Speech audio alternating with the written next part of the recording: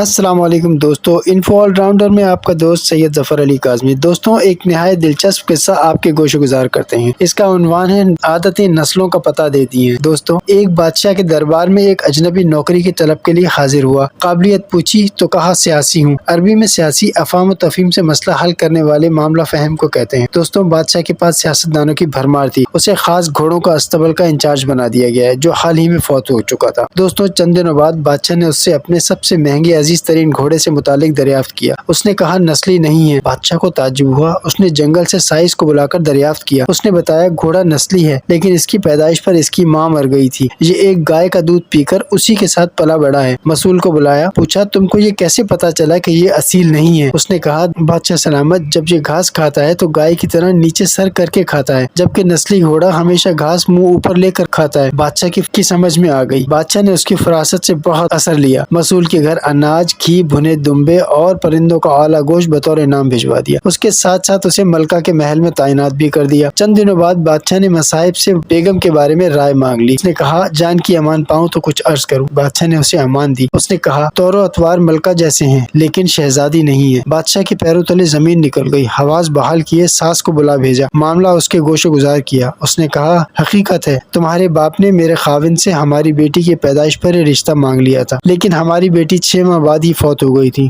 چنانچہ ہم نے تمہاری بادشاہت سے قریبی تعلقات قائم رکھنے کے لیے کسی اور کی بچی کو اپنی بیٹی بنا لیا۔ بادشاہ نے مصاحب سے دریافت کیا تم کو یہ کیسے علم ہوا؟ اس نے کہا اس کا خادموں کے ساتھ رویہ جاہلوں سے بدتر ہے۔ بادشاہ اس کی فہم و فراست سے پھر بہت متاثر ہوا۔ بہت سارا اناج، بھیڑ بکریاں بطور انعام اس کے گھر پہنچا، ساتھ ہی اسے اپنے دربار میں متعین کر دیا۔ دوستوں، کچھ عرصہ گزرا، مصاحب کو بلا بھیجا، اپنے بارے میں دریافت کیا۔ مصاحب نے کہا جان کی امان پاؤں تو کچھ عرض کروں۔ بادشاہ نے وعدہ کر لیا۔ اس نے کہا نہ تو تم بادشاہ زادے ہو اور نہ ہی تمہارا چال چلن بادشاہوں والا ہے۔ بادشاہ کو بہت تاؤ آیا، غصے سے، لیکن مگر کچھ کر نہ سکتا تھا۔ جان کی امان دے چکا تھا۔ سیدھا والدہ کے محل میں پہنچا۔ والدہ نے کہا یہ سچ ہے کہ تم ایک چرواہے کے بیٹے ہو۔ ہماری اولاد نہیں تھی تو ہم نے تمہیں لے کر پالا ہے۔ بادشاہ نے مصاحب کو بلا کر پوچھا بتا تجھے یہ کیسے علم ہوا؟ اس نے کہا بادشاہ، جب بادشاہ کسی کو انعام و اکرام دیا کرتے ہیں تو ہیرے جواہرات اور موتی دیا کرتے ہیں۔ آپ ہمیشہ بھیڑ بکری اور کھانے پینے کی چیزیں ہی عنایت کرتے ہیں۔